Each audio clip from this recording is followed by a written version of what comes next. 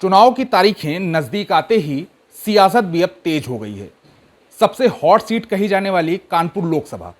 ऐसे में समाजवादी पार्टी से विधायक अमिताभ वाजपेयी हमारे साथ हैं और हम बात करेंगे कि इस बार लोकसभा चुनाव किस रणनीति के साथ गठबंधन लड़ेगा। अमिताभ जी, ये बताइए कि लोकसभा चुनाव की तारीखें पास हैं और कौन सी रणनीतियां रहेंगी, किस तरीके से चुनाव इस बार लड़ा जाएगा। देखिए, जनता का रुझान इस बार इंडिया गठबंधन के पक्ष में है।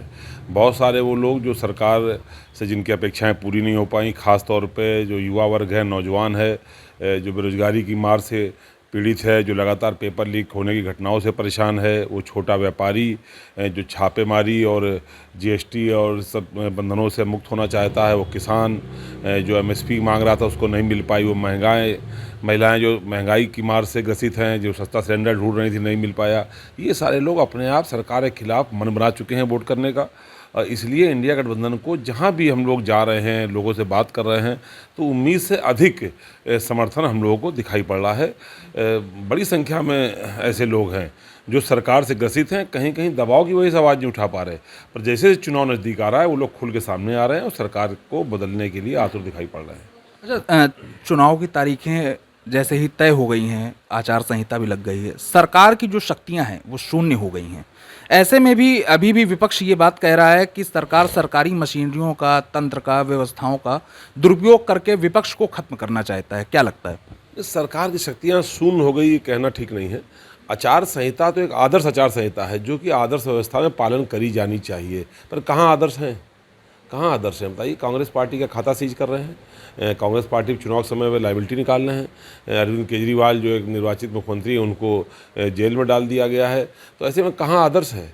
इस समय भाजपा के लिए कोई आदर्श नहीं है। भाजपा जैसे चाहे वैसे चलना चाहती है, भाजपा विपक्ष मुक्त देश बनाना चाहती है, लेकिन शायद हर तानाशाह की ऐसी ही कोई मंशा होती है। जब सत्ता का अहंकार चढ़ता है तो इस तरह की मंशा बनाते हैं लोग, पर जब जनता की इच्छा चलती है तो अंग्रेजी तानाशाह नहीं रहे।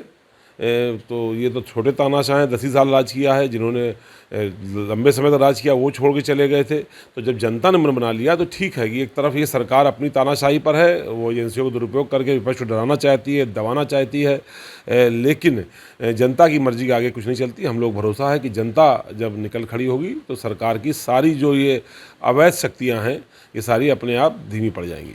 अच्छा, मुख्तार की मौत की बात अगर करें तो सरकार लगातार कह रही थी कि माफिया है, डॉन है, और ऐसे में सरकार के ही मंत्री मुख्तार के लिए बोल रहे हैं कि गरीबों के मसीहा थे मुख्तार। देखिए, जहाँ पे हम लोगों ने कल जो जनाजे की भीड़ देखी है, वीडियो देखे हैं, तो जब बड़ी तादाद में लोग निकले हैं तो ऐसा लगता है कि जो आदमी 15 से 20 साल से जेल में था, उसके लिए इतनी बड़ी संख्या में लोग निकल रहे हैं तो कुछ तो रहा होगा। जहाँ तक किसी का माफिया होना या अपराधी होने की बात है, तो कोई माफिया और अपराधी हो तो उसको कानून के दायरे में सज़ा मिलनी ही चाहिए। लेकिन अगर कोई शक जता रहा है कि हमें जेल में जहर दिया जा रहा है, किसी को इलाज की ज़रूरत उसको इलाज ना दिया जाए, किसी को खाने में स्लो पॉइज़न दिया जाए, ऐसी अगर बातें आई हैं तो इनकी भी जांच गहराई से होनी चाहिए ताकि लोगों का न्याय व्यवस्था में विश्वास बहाल हो सके और इस तरह की घटनाएं ना हो। यदि कोई अपराधी है तो उसको न्याय व्यवस्था के तहत, किसी ने नहीं कहा आज तक कि न्याय व्यवस्था से उसको न्याय ना मिले, पर न्याय व्यवस्था से अलग कोई व्यवस्था नहीं चलनी चाहिए। जो भारत की न्याय व्यवस्था वही चलनी चाहिए।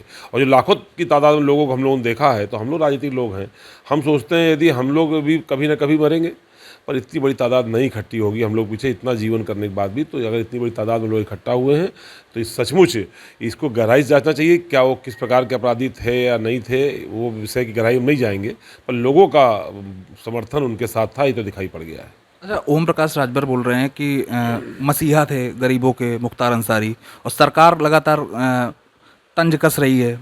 तो क्या लगता है कि राजभर जी को गाजीपुर में राजनीति करनी है।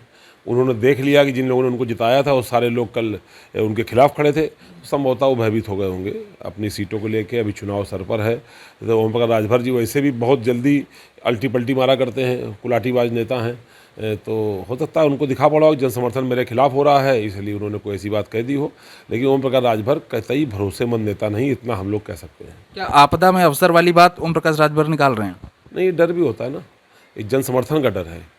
ये जन समर्थन का डर है। जो उन्होंने देखा कि जनता जिसने गाजीपुर में हमको जिताया था वो सारी जनता आज हमारे खिलाफ हो गई है, तो ये जनता का भय है। अभी केवल प्रकाश भर नहीं, पूरी भारतीय जनता पार्टी इस भय से ग्रसित हो जाएगी और पूरी भारतीय जनता पार्टी इस प्रदेश से और देश से सत्ता से बाहर हो जाएगी। अच्छा, केजरीवाल पे जो कार्रवाई हुई है उसको किस नज़र से आप लोग देख रहे हैं? क्या लगता है उसमें किस तरीके से केजरीवाल बच पाएंगे?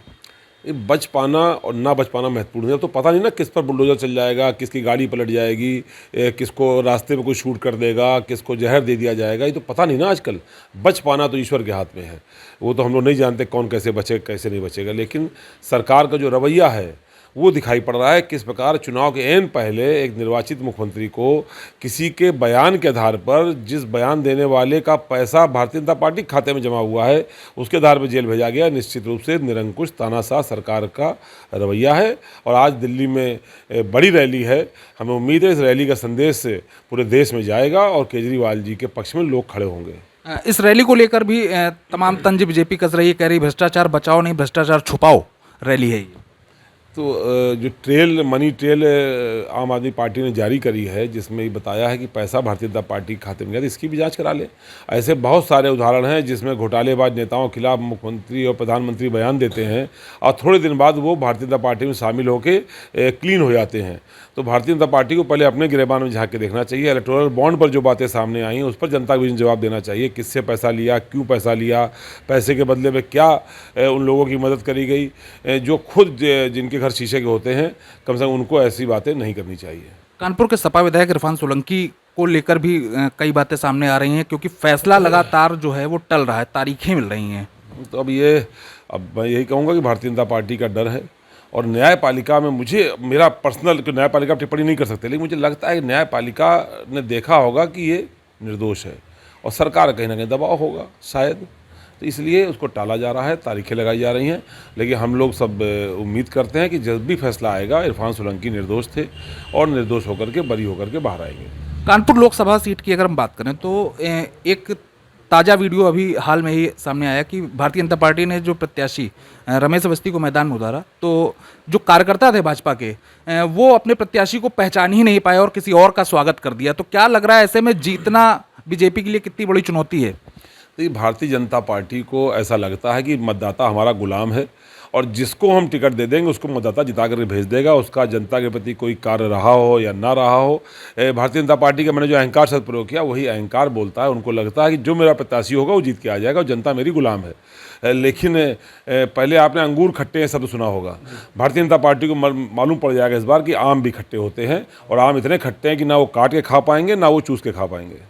तो देखिए, ये सपा विधायक अमिताभ बाजपेयी हैं जिन्होंने साफ कह दिया है कि इस बार सरकार को, बीजेपी को ये पता चल जाएगा कि अंगूर खट्टे होने के साथ साथ आम भी खट्टे होते हैं, क्योंकि जनता ने अपना मूड बना रखा है। अब देखना ये होगा कि आने वाली जो चुनाव की तारीखें हैं उन तारीखों में जनता किसको मत अपना देती है और जो परिणाम है वो किसके हक में आता है। कानपुर से विकास धीमान, ABP लाइव।